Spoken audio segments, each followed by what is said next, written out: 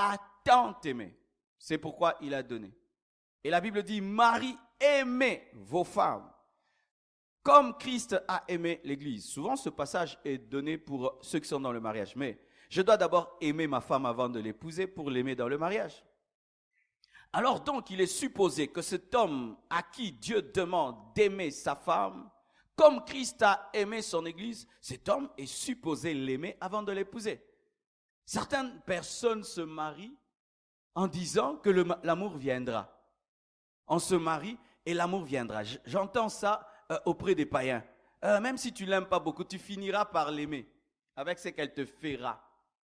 Oui, elle te fera vraiment des choses. Hein? Tu vas la haïr. Si tu n'aimes pas quelqu'un avant de l'épouser, ne t'attends pas à en tomber follement amoureux dans le mariage. Archi faux, archi faux. La plupart des temps, d'ailleurs, l'amour est très fort dans les fiançailles et diminue dans le mariage. Et maintenant, tu ne l'aimes pas dans les fiançailles et tu vas l'aimer dans le mariage. Il faut aimer avant le mariage. Amen.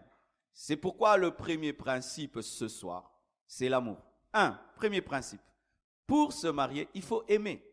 Et beaucoup aimer. Dieu a tant aimé. Pas seulement aimer, tant aimer, beaucoup aimer. Aimer extrêmement quelqu'un.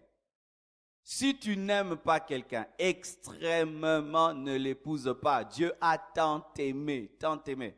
Si l'amour que tu as pour ton futur conjoint n'est pas supérieur à l'amour que tu as pour ta mère, que tu as pour ton père, que tu as pour tes amis, que tu as pour ta voiture, que tu as pour ta maison, que tu as pour ton chien, et tu vas épouser une telle personne. Tu épouses quelqu'un, tu ne l'aimes pas beaucoup. Ton cœur n'est pas touché par sa personne. Cette personne ne t'attire pas. Ni physiquement, ni spirituellement, ni psychiquement, et tu l'épouses. Sans prophétie, tu vas souffrir. Sans prophétie, tu vas souffrir. Et si, quand vous êtes fiancés, vous remarquez que votre amour diminue, c'est un signe que Dieu vous donne pour arrêter. C'est un signe que Dieu vous donne pour arrêter. Quand vous ne vous aimez plus et que vous êtes fiancés, ayez le courage d'arrêter. Tu dois épouser quelqu'un que tu aimes beaucoup. Tant. Dieu a tant aimé. Beaucoup. Vraiment, je vous assure beaucoup.